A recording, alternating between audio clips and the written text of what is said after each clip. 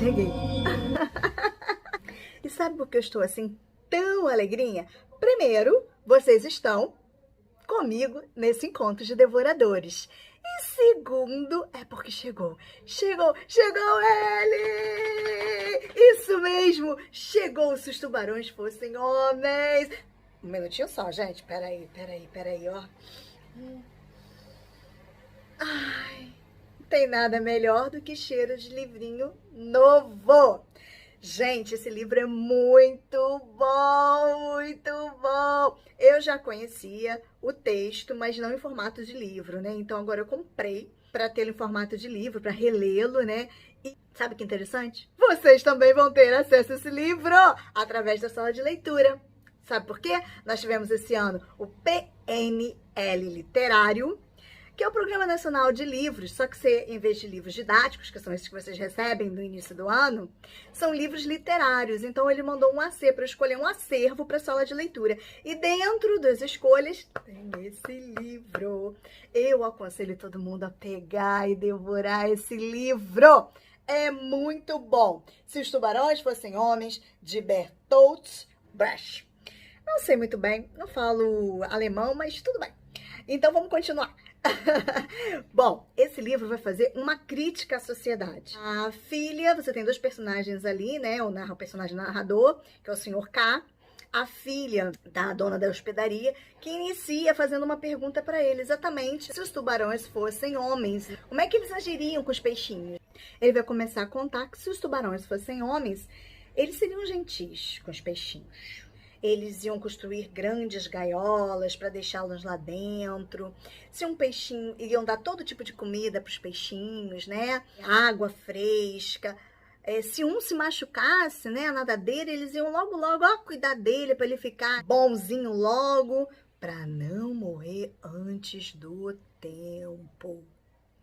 Ele também diz que dentro dessas gaiolas, né, são construídas também escolas, né, e aprenderão geografia na escola, e essa geografia vai ensiná-los a nadar direto para a boca dos tubarões, e ele vai criando ali toda uma crítica à estrutura da sociedade. Mas também, quando vocês pegarem esse livro para ler, o interessante também é observar bastante as figuras, tá?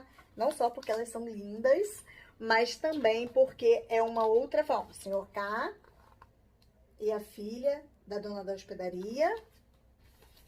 Ó, as gaiolas. Mas observem muito, bastante realmente o desenho, as ilustrações, porque elas também nos ajudarão a interpretar o texto. E esses tubarões também fariam grandes festas, de vez em quando. Sabe para quê? Para os peixinhos, porque peixinhos felizes são mais saborosos que os peixinhos tristes.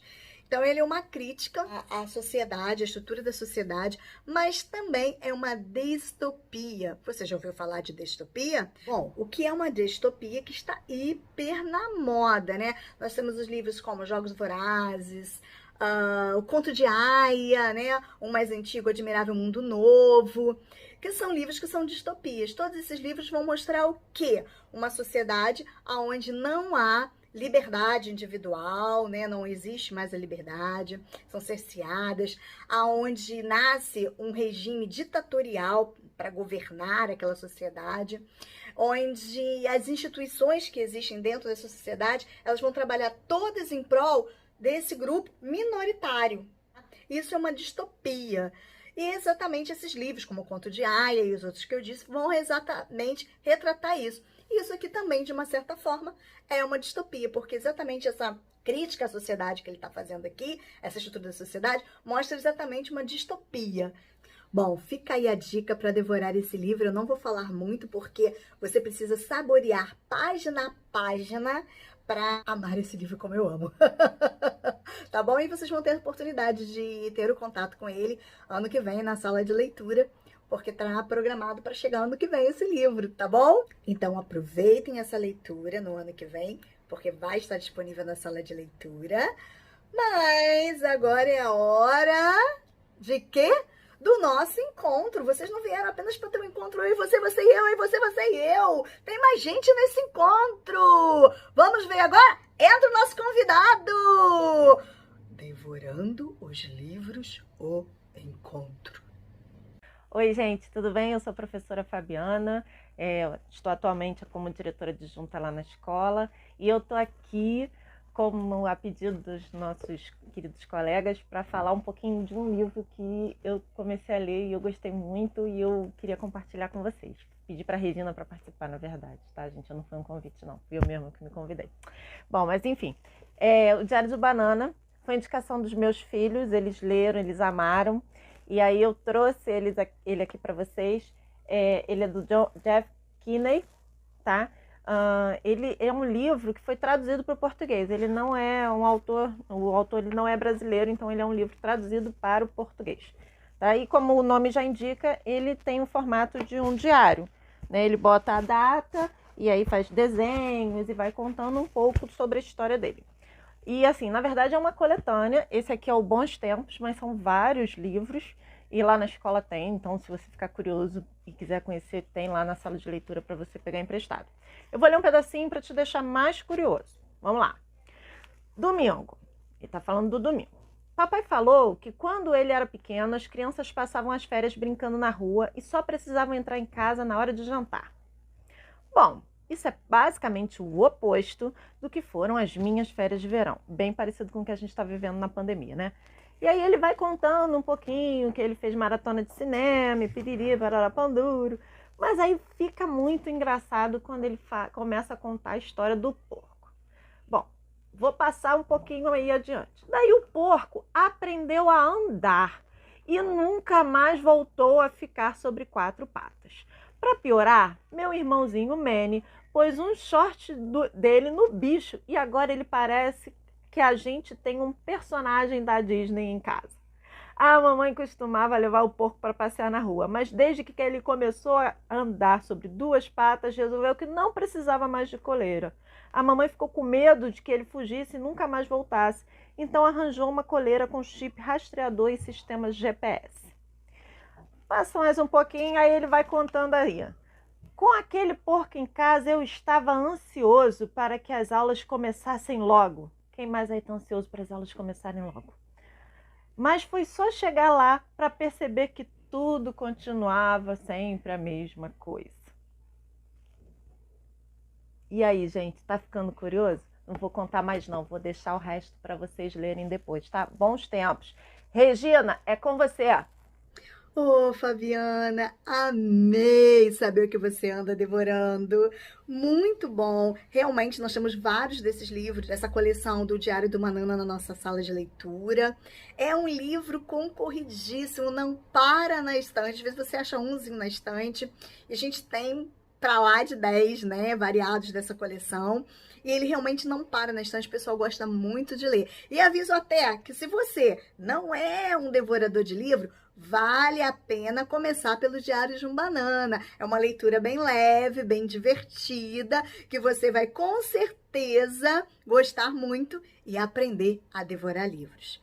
Mas tudo que é bom acaba. E esse ano, gente, esse foi o nosso último Devorando os Livros, o Encontro. Para tudo, Regina! Eu sou o professor Diogo Neves de Ciências e estou invadindo agora o seu vídeo para também falar sobre o meu livro. O projeto Devorando os Livros ou Encontro sempre utiliza 2 professores, além de você, Regina, não é verdade? Então, eu vim aqui falar sobre o livro O Velho Mar, de Ernest Hemingway. Esse autor, antes de ser escritor, ele também foi jornalista. Ele trabalhou na Primeira Guerra Mundial e ele viveu uma época em Cuba. E esse livro aqui se passa na capital de Cuba, que é Havana. Esse livro é bem interessante porque ele é todo ilustrado e também ele não é dividido em capítulos, você vai lendo em sequência. E ele tem praticamente só 2 personagens, que é o velho Santiago e um amigo dele, que é um rapaz bem novo chamado Manolín. Ele fala sobre história de pescadores. E no início do livro diz que ele está 84 dias seguidos para o mar e não tem conseguido pescar nada. E esse rapaz, Manolín, é quem sempre acompanha ele. E eles têm uma amizade bastante sincera. Porque o menino ajuda bastante o velho, Santiago. Então, só que como ele ficou muito tempo sem pescar, os pais do Manolín falaram para ele parar de acompanhar o Santiago e colocar ele para acompanhar um outro pescador que inclusive era cego, porque ele era considerado azarado. Se um pescador ficasse muitos dias sem pescar, significava que ele estava numa onda de azar. Então os pais tiraram o menino, né, da companhia dele, mas ele ficou muito triste porque ele queria continuar acompanhando o Santiago porque ele era bastante fiel. Mesmo assim, o velho Santiago não desiste e pega seu barco e vai para o mar. O menino chega até a ajudar ele, oferecendo algumas iscas, e eles se despedem e o velho Santiago vai lá tentar acabar com esse jejum de 84 dias.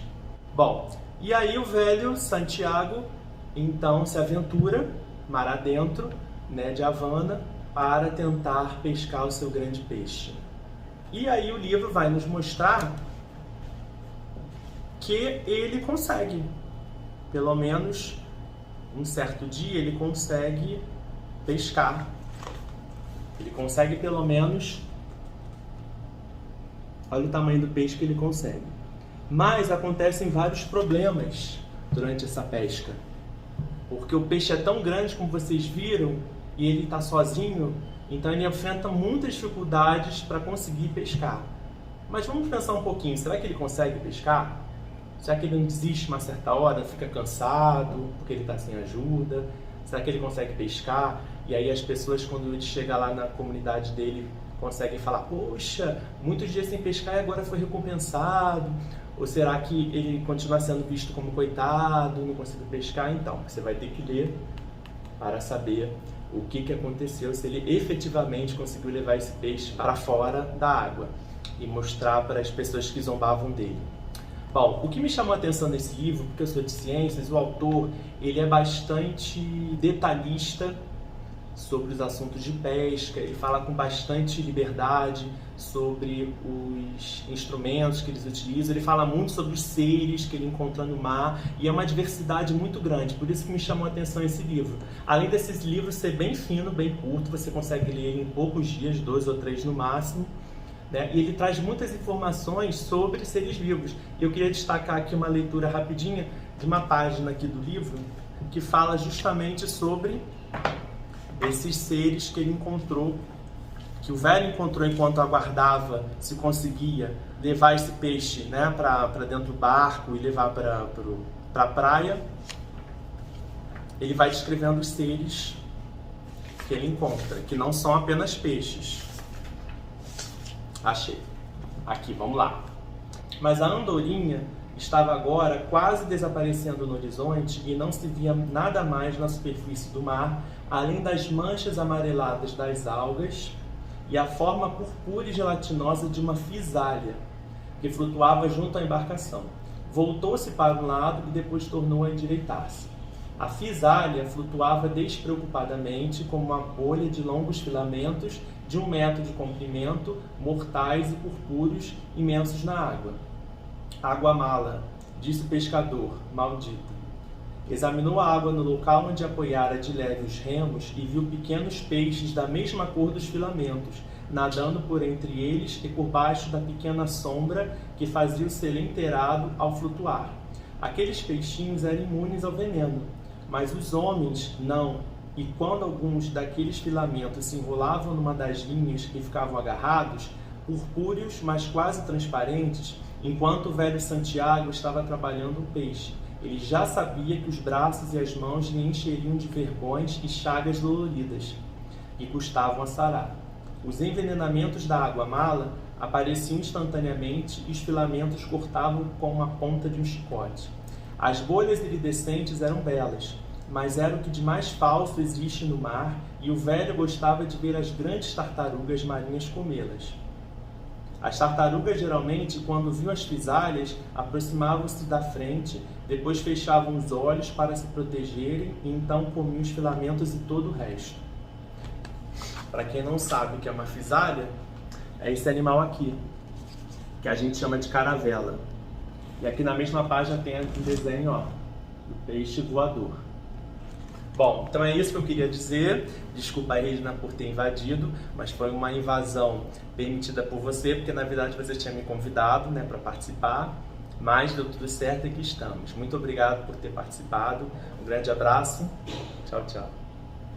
Mas fica aqui o meu abraço para vocês, um beijo enorme, doida para que ano que vem tudo comece diferente. Acho que a gente não vai começar, né, tão diferente assim. A gente vai começar um ano ainda meio estranho, porque a vacina não deve estar ainda, né, liberada pra gente poder todo mundo se vacinar, mas será um ano diferente, com início diferente e vai melhorando aos pouquinhos, tenho certeza. Mas ó, continuem lendo, tá bom? E tudo de bom pra você e sua família. Beijo, até ano que vem!